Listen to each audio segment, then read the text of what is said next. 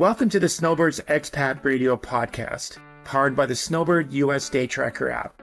I'm your host, Gerry Scott, and my goal is to give you answers to your cross-border questions, to ease the stress of a cross-border move or extended trip, and to keep you up to date on all you need to know with cross-border rules and regulations. Now let's get on with the show. Hello, everybody. It's Gerry Scott from the Snowbird US Day Tracker app, which is what we're doing today is the Snowbirds Expat Radio Podcast. So I welcome everybody to another exciting show that we're going to be having with Evelyn from Calgary. And Evelyn, before we go into all these questions, and today's theme is really the importance of pre-planning your immigration. May you be moving north or moving south. I mean, it's very important. And Evelyn is the go-to when it comes to immigration. She's been involved with the business for a very, very long time. I hope she gets to tell you the story why she went into immigration in the first place, because it really is a very a warm story, and you'll fall in love with Evelyn and her services when we get to hear her story again. So, Evelyn, a little bit more about yourself and your firm and what you do, and take as much time as you can when it comes to telling your story. Hi, Gerry. Thanks so much for having me. I'm honored to be back on your show talking about what I love the most, which is immigration law. I'm the founder of Ackah Business Immigration Law, and we are focused on Canadian and cross-border U.S. immigration law for professionals and businesses and families. And I've been practicing law for 26 years and having my own firm for 15 years. And we love what we do. We have a team of 18 internationally, and we're always here to talk and try to provide some solutions for immigration challenges. Well, once again, tell me a little bit more. I want to hear this story again, because especially on a very rainy day in Vancouver, we need a warm story. I mean, I'm drinking hot water here. That's how cold it is, at least for me. So tell me, Gerry, which story are we talking about? I think when you told me the reason why you went into immigration in the first place, just the ability to help families that are looking for a better way of life and the whole work. So, but go ahead. Sure. Well, I used to be a corporate lawyer in Toronto, and it wasn't really feeding my soul. And I found my way to corporate immigration law when I worked at an accounting firm in the global mobility group. And I found that it really met my interest and need to have connections with my clients. As an immigrant myself, we moved from Ghana. I was 5 years old, and I met my dad when I was 5 years old at the airport when he came to get me from Vancouver after, he and my mom decided that Vancouver is where they wanted to live. And so when I think about immigration, I think about the importance of family reunification. It definitely means a lot to me. And I really try to help families stay together, because no matter what, the time you're not together definitely has an impact. And so for me, it's about allowing people to live their dreams and create legacy, but also to be together and to be reunited. So that's my story. Well, it's a great story, and I love it. And thank you for sharing it again. You're welcome. Well, let's jump right back into this. So what exactly is pre-immigration planning, and why is it so important for Canadians and Americans crossing borders to live, work, and retire? Well, pre-immigration planning, really is what it sounds like. It's like you need to have a plan. Even before the immigration component occurs, you need to be thinking about everything from taxes to real estate to your investments, to who's going, who's not able to go, because sometimes some dependents are not able to travel. If they're over 20, 22, 21, they may not be able to be a dependent. And so it's kind of putting those steps in early stages before you even reach out to me as an immigration lawyer to talk about how we can get you to Canada or the United States. So it's kind of like having a plan already, what your ideal goals would be. And usually when I do consultations, I always say, what would be your ideal? What's your timing? What's your planning? What do you want to do when you come to Canada or the United States? And then I help them figure out how to do that. So it really helps us if the the potential client has already thought about these things and knows what exactly it is they're looking for and how they want their life to look in the new country. I'm going to kind of go off script here because of the timing and yesterday's budget coming out on November the 4th, and they did address immigration and cutting those numbers down to 380,000. Can you expand a little bit more on that and what kind of impact does it have on your clients? And now I know they were talking more about professionals, migrants coming up to Yeah. Canada. Maybe touch base a little bit about that budget and how does it Yeah. affect? That budget, I mean, I'm still digging into it, but the key highlights are around the reduction in numbers for immigrants. Their quota numbers are going to be going down over the next 2, 3 years. And I think the challenge with that is what to do with those people that are already here. So something else in the budget was recognition, I believe, about 30,000 people. They're looking at ways to keep people that are here already to be able to move to permanent residence, because that's becoming a real struggle for people with the changes, is how to move from worker to permanent residence, given the priorities the government has set in Canada for Francophone speakers, for healthcare workers, and for people in the trades. So if you're not in those categories, you're waiting a really long time.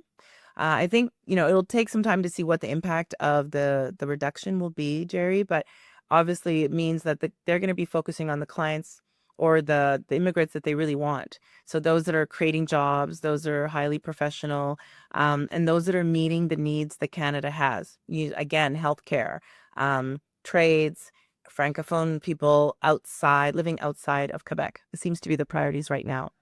Now, for the average Canadian, it seems like 380,000 people. And is that per year? Still seems like a lot of people.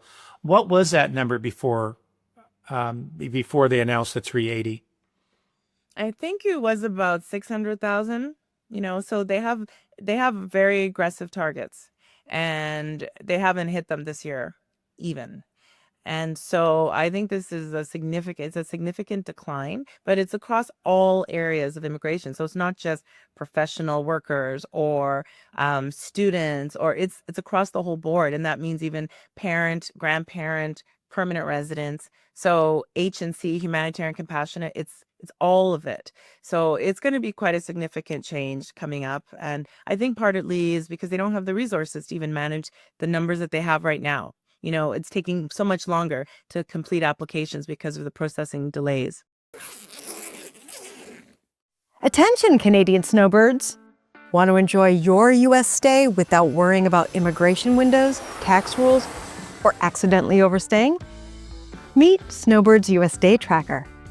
This mobile app helps you track your days in the U.S., log multi-year trips, and monitor your U.S. tax and visa exposure, all from your phone. It's designed specifically for Canadians traveling south for the winter. Stop guessing, stay compliant. Download Snowbirds US Day Tracker now and get peace of mind on your next cross-border adventure. Visit snowbirdsusdaytracker.com to get the download link, or look for a link in the show description for this episode. Have a plan before you land, and make your time in the sun about living well, not worrying about rules.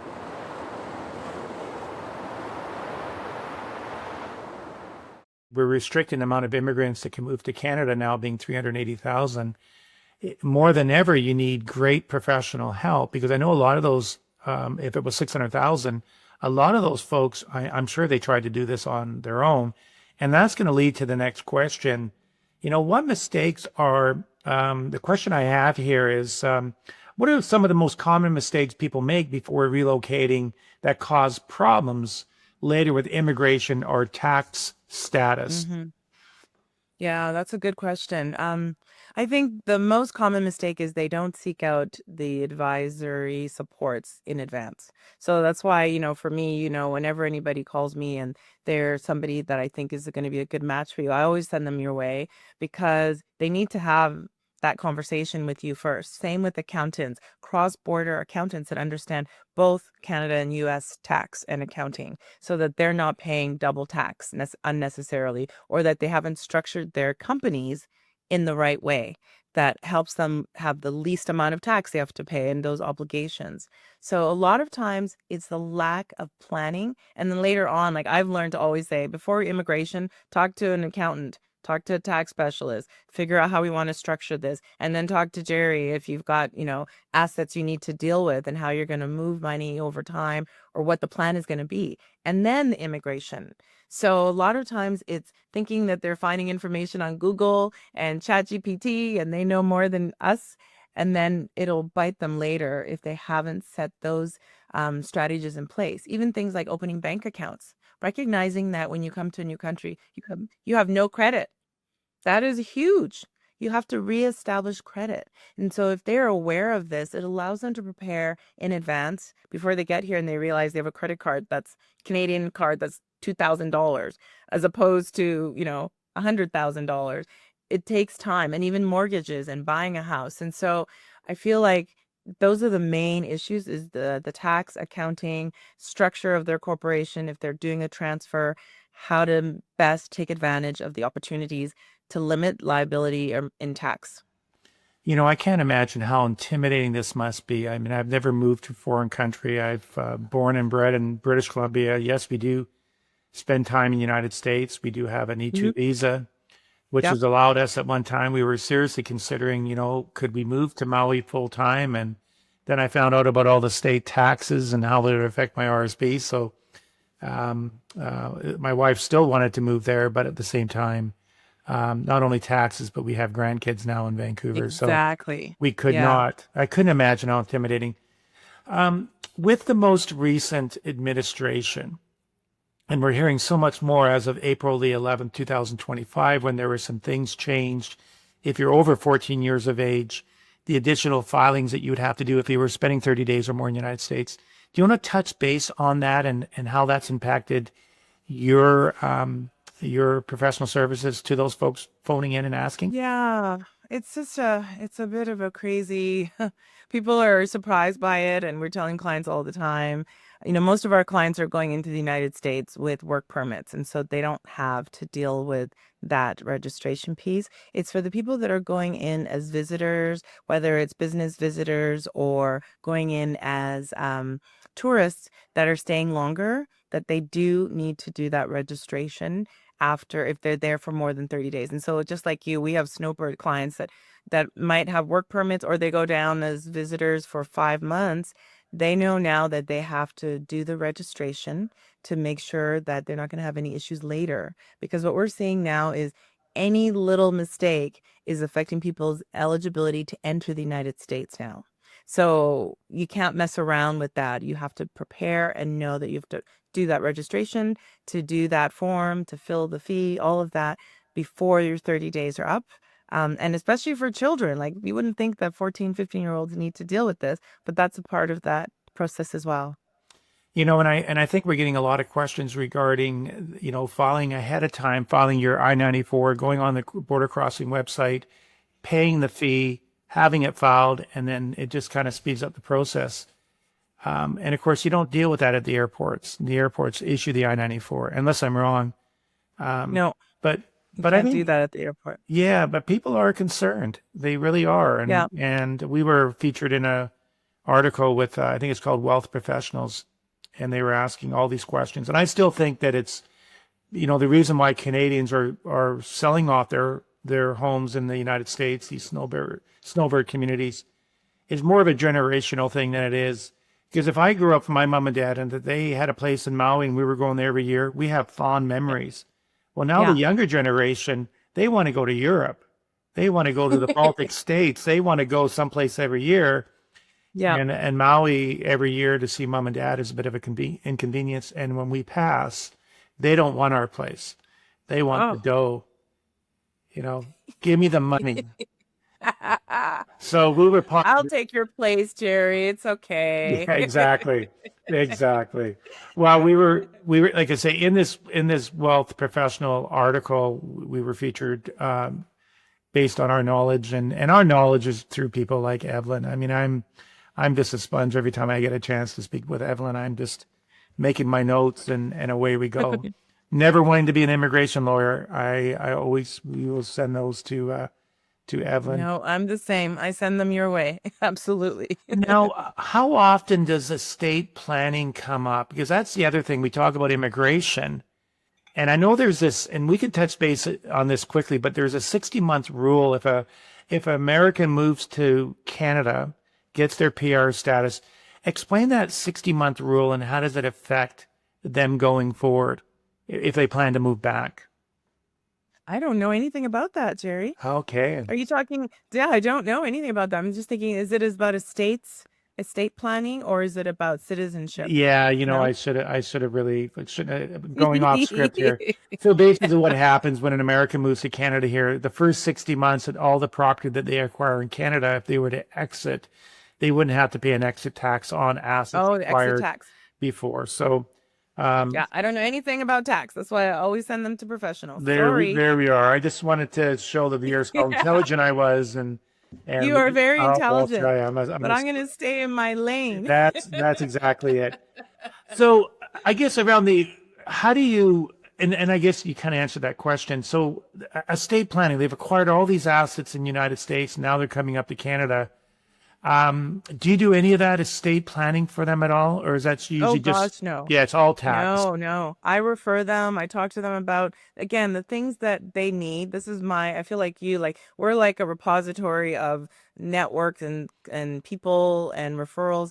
So for me, it's like you have children, you have property you need to think about. Are you going to change your will? I can refer you to somebody to talk about that and plan, but I don't do that at all.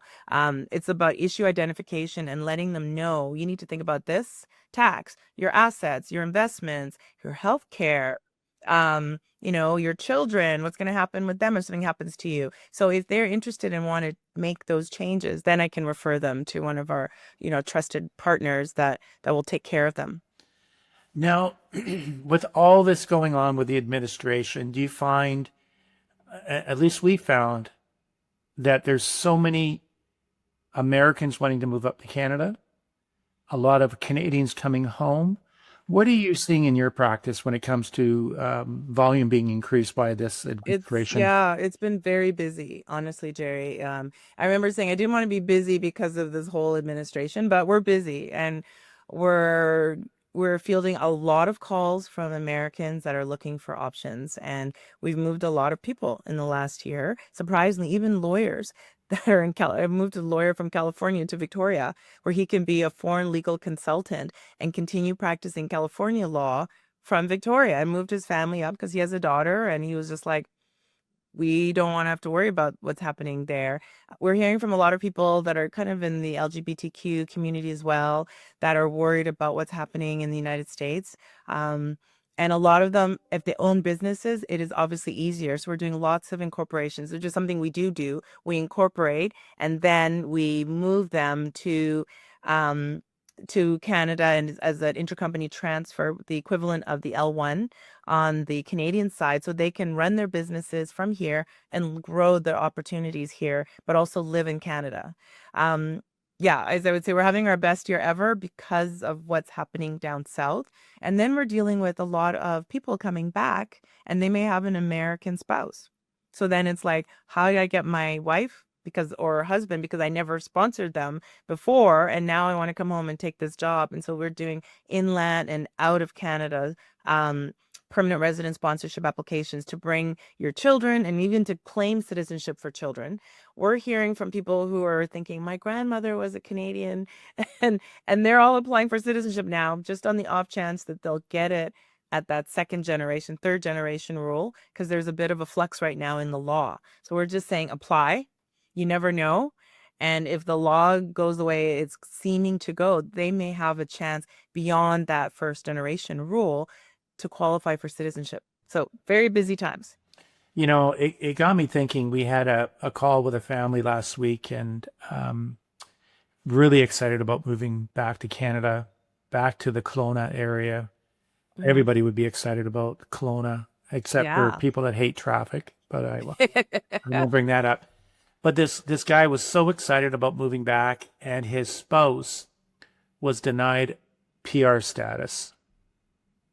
What can we do for those people? Oh my God. I can't understand why. I do know if they did it themselves. Did they work with a professional? Do you know? Yeah. How often does So that happen where someone, in fact, I think he said, stay tuned. I think I might have to buy a wedding engagement ring this weekend. I think he so said, maybe they weren't married. well, they're not married. So they're common law. Correct. And if they didn't provide enough evidence of common law status, and the statutory declaration of common law. And the other thing is, a lot of times people don't recognize you have to indicate your intention to return. It has to be real. So when you're sponsoring a spouse, you can't just say, I'm sponsoring a spouse. You have to show in your evidence that you're looking for houses, you're looking for jobs, your family's writing letters in the application because we're so excited you're coming back home, or we know that you're moving. So the intentionality has to be there. If it's not in the application, they won't approve it because they're not just going to give a spouse permanent residence without them actually moving to Canada. You need to show that in your application.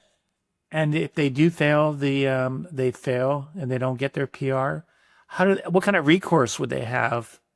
Realistically, they would probably just be better off applying again properly. Okay.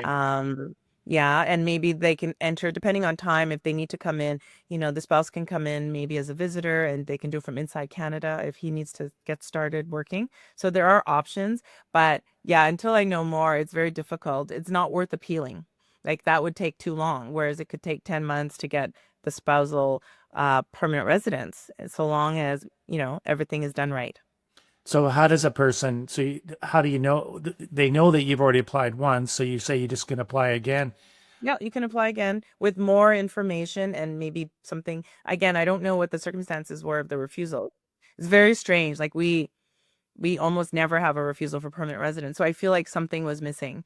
That's for sure. And then you can just reapply and provide the additional information that was missing. But you can't revive your application. Once a decision has been made, that's it. Unless you have time and you want to appeal, then that's a whole long process. So really what that person should do when we have a conversation with them, well, we know we're going to call Evelyn. That's number one on the list. But really, we just tell them to reapply. And that's up to you. You can have that consultation. Yeah, I need to find out what the circumstances were. And once we know, as long as there's no criminality or as long as there's no medical inadmissibility, like we need to know, and then we can figure out what went wrong. And we probably look at their actual application to see what we think is lacking. That kind of goes into my my question here is that how does pre-planning help families with one spouse is American and the other is Canadian? So yeah, pretty well answered all the pre-planning. question. I mean, this is the big issue is we're seeing a lot of Canadians coming back home and they are now calling and like, what do we need to do? So one of the main things, if you have children, if you haven't registered them as Canadians, do that now. Or apply for them to get their citizenship recognized and then get the Canadian passports. So a lot of people are doing that and they're getting their children who qualify Canadian passports. But then that doesn't really help the spouse. So depending on their timing, if they need to come in 3 or 4 months, the spouse can come in with them as a visitor and they can do the application from inside Canada. So then it allows for an open spousal work permit as well, usually within 6 months, even though the application is still processing. Once the sponsor is approved as a sponsor, then the spouse can get a work permit and have medical coverage and SIN number and driver's license, all of that. So they need to think about their timing. Like we had a client call us and he's a doctor or he's a dentist, Florida. They want to get out and he's Canadian. And so we're helping get the kids what they need, but the spouse, she's actually a lawyer, a law mama, one of the women in my different groups, and he needs to sponsor her. And so we're talking about the timing. Like, can you wait a year? If you can't, then you need to enter as a visitor and do it all from inside Canada, especially knowing that children can go to school, they'll have their citizenship, so it's just that one spouse. And that sometimes makes it a real challenge because they never thought about it before and now it's urgent. As I'm as you and I have this opportunity to talk through our podcast, which I'm grateful for. I mean, it's almost like, send me the bill because I've got every day we're coming across because of our niche and our expertise in working with families that are, Canadians moving down south or Americans moving up here or Canadians coming home. Another situation came, one of our clients has their daughter married a U.S. person. She has a green card, but her kids, she's married to a U.S. person. She now has these two kids. I think they were 4 and 6. Yep. And the mother says, these kids should be dual citizens. Mm-hmm. And so tell us why they should do it now at 4 and 6 rather than waiting. I think I know the answer, but you tell me Yeah. the importance to. I don't know. Sometimes people, I know when you have children, I mean, it's a blur, especially when they're young and you just forget some of these things. But if you did not register their birth with the consulate, the Canadian consulate early on, then you definitely need to do that and apply for citizenship. And what I see sometimes is people don't do it. And then later on, it becomes urgent. Or even in the case of, unfortunately, if there's a marital breakdown, you can't move the kid easily back to Canada. Already, even if the courts allowed it, they need to have their paperwork. And so that delays the ability to kind of move to Canada where they might have more support. So for all of those reasons, and especially I like to see families all have the same status. So I always say, like, if you have children in the States, of course, do dual. One of my kids is a U.S. citizen and a Canadian citizen. Doesn't hurt until maybe 18. Then you got to think about what you want to do and all the rest of it. You're the expert on the tax piece. But for me, it's something may happen and then you don't have that opportunity. So for instance, if the Canadian parent passes, they won't be able to necessarily apply. It's going to be a whole rigmarole. So I always say do it younger if possible, because it takes longer if you wait till you're adult. Yeah. So if the children the births have not been registered with the Canadian consulate in Arizona, the state of Arizona, in the United States, they should do that right away. Yeah. Oh. And then the kids will be eligible for Canadian passports. Now, what about the husband who's an American? Does it make sense that he should be getting the dual citizenship as well? Do you have to move to Canada in order to apply for a dual citizen? You do. So, this is the issue. That's why, for the spouse, this is why it's that spouse that's separate from the children, because the children get the U.S. and Canadian citizenship by virtue of their birth. Assuming that the parent was born in Canada and there's no second or third generation issue.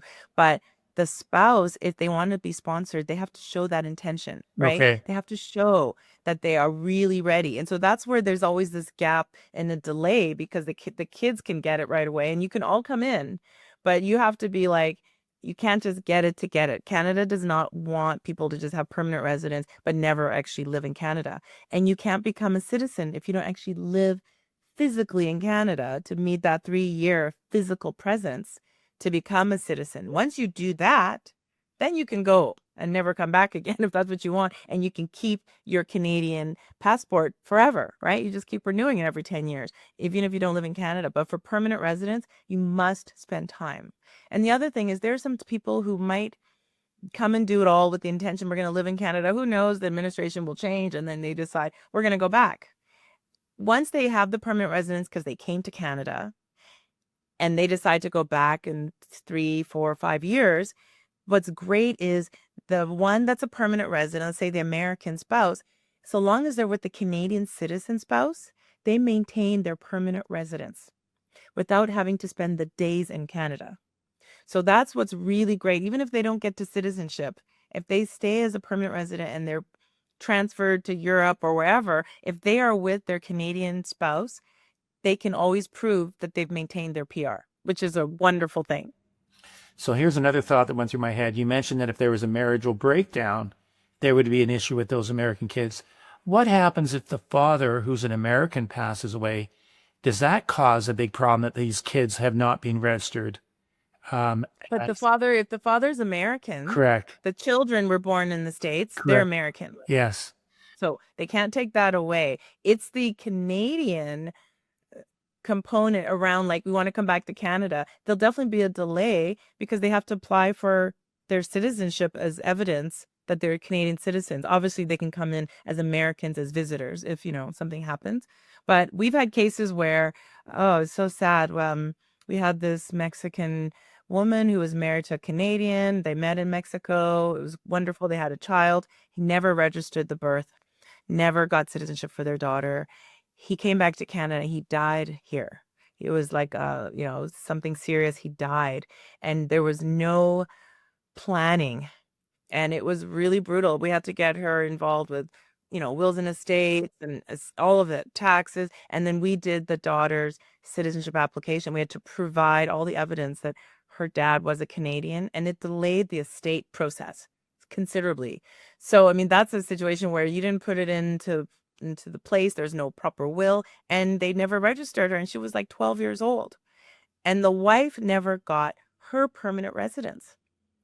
So they couldn't live here. She had to go back to Mexico with their daughter, and so those are the heartbreaks. Hmm.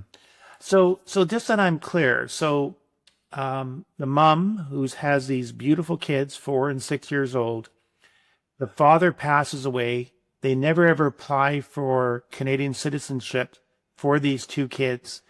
Mom's complete support network is back in Canada. Mm-hmm.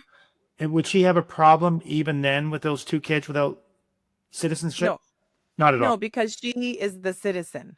The mother What is. I was saying Yeah, is, the and father. even Yeah. even if she did pass, God forbid, I mean, they can still get citizenship, but it's a bit of a rigmarole. Like I was Yeah. telling you about that, So I just feel like do it sooner. And the other thing is, I don't know what the laws are going to be. Like it's a crazy world. Canadian immigration is changing too, and almost in reaction and response to what's happening down south. So there's no way that they wouldn't be able to give it to that first generation. But right now, if those kids had kids, they can't pass that down. And so I feel like get it as quickly as you can in case of any changes in the law.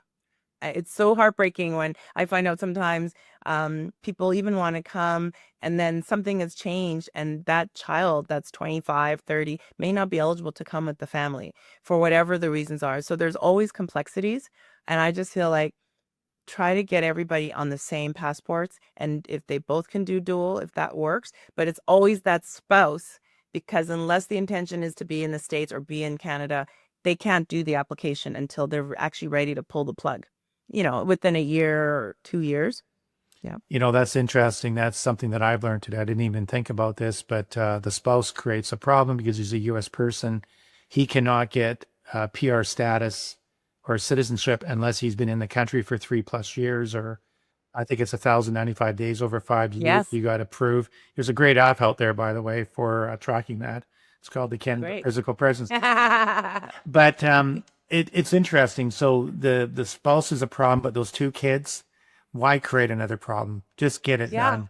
I mean, Get what it a done. great gift. A Canadian Get citizen. it done. Yeah, exactly. So that's going to be the biggest. That's huge. Well, is there Yeah. anything else you want to add? Calgary is a beautiful, beautiful place, and Evelyn does an incredible job for her all the immigration work that we've had a chance to share in. So anything else you want to leave us? You know what? I'd love to share that, Gerry, things are different. Things are different at the border. Things are different at the airports. I post quite a bit online about kind of what my clients are dealing with. And recently we had a client, it's a company, we do multiple applications for them, L1s, intercompany transfers. And they had somebody, a specialized knowledge worker, and no criminality, no nothing, travels, no problem to the States. We did the application. He went to the border, the airport, because we're avoiding borders, quite honestly, for applications now. You want to do it at the airport, even if you're going to drive down later when you have your work permit. And they were like, put him into secondary. They started screening and looking. And then it turns out they're like, 8 years ago, you were at the border and we asked you questions and we asked you if you'd ever done drugs. And he told the truth. And he said, oh, years ago, I did a little cocaine. It's on his record. They refused the application. He doesn't have a criminal record. It's the conversation. Like they're digging. And so I'm feeling like there's this like over the top level of scrutiny that we're dealing with. And although we have a very high success rate, like 95%, this weird level of scrutiny is adding more stress to people and professionals that are making applications. So right now, you really, really want to be ready for anything. Like, of course, after the fact, he's like, oh my God, I forgot I even said that, right? But it's in there and they're digging and they're asking more questions. And so we're trying to prepare our clients for anything. For instance, we had a client, he's an executive, oil and gas company bought like a $2 million house in Texas, already there's a TN visa, came to renew his TN visa as an economist with the company. And they were like, nope, we think you should be an L1A and you shouldn't have got the first one. And we're like, what? And so we had to redo everything and do his application again and send him back. And he was able to get the L1A. But this is what's happening. So I feel like people need to understand it's a whole new world. And so you cannot assume and you can't be casual and you can't talk about Donald Trump and you can't give any opinions and you can't, be careful what you say because things will never go away based on this client's experience. So here's an interesting question, because I find every time you go through the, even when you're flying down, I mean, it's so intimidating under this current administration. So you have a person with an E2 visa and they're going across. Do you have to disclose every time when you enter the United States? Can you also enter as a B2 if you're just going down for a little jaunt to see Paul McCartney in Yes, in you can Vegas? do that. You can Yep. either or. Yeah, you don't need to. You can say this is not, I'm not down for any business purpose at all. And so you can say you're B2. And obviously, Nexus Pass, highly recommend it so that you can just move through. I'm telling people too to get them because it's taking a while, but it really will help facilitate travel if you have a Nexus Pass. So for somebody like you, if you have a work permit and an E2, you can indicate I'm going down as a tourist. This is not a business. And that's a different category that you would complete on the computer screen. Now, I'd have to think you'd have to be consistent. If I'm going to Maui, I should be using my E2 visa. If I'm going to see Paul McCartney in Vegas, the Eagles in B2. Vegas, use my B2. That's good. That's great Yes. knowledge. There was something else that popped into my head, and I was just thinking about this for a second. I feel like I'm talking to a immigration person at the border, and I just want to get through You're this. nervous. Yes. Oh gosh, how did I lose that thought? It's intimidating, and be careful. And like you say, keep your answers short. Yes. And don't try and educate anybody at the border crossing. No, and don't talk about politics at all. Honestly, like we have so many anecdotal stories this year of things that we've never seen ever before. And so we're preparing our clients more and more and more. And there's definitely pushback, even for people who are renewing. It used to be like a renewal was like, okay, you updated everything, you knew you're going to get it. Now they're like, we're going to take it away from you. Okay, it popped back into my head. Good. Does it make sense to people to reach out and can you assist people? I know it's not a big ticket, but to assist them with Nexus passes? Do you ever do that kind of work, or is it pretty straight? We do. Okay, We do. good I to mean, know. people can do it themselves, but we do. And you know what's been interesting, Gerry? We've had several clients this year who've had their Nexus passes revoked, also related to the CBP experience. It's crazy. So we also help with that so that if it gets revoked, we can appeal. And we've been very successful. But I mean, like, it's like who you get that day. So yes, we can help with the Nexus Pass. Obviously, it's not a lot of work. If people want it, absolutely we'll do it. It has to make sense for them too, cost-wise. But what we're doing more and more is helping with Nexus appeals where they've been canceled for we don't believe what you're doing, or you shouldn't have gone through. This time we had one guy who accidentally went through the Nexus line at the Peace, what is that? The Peace Arch.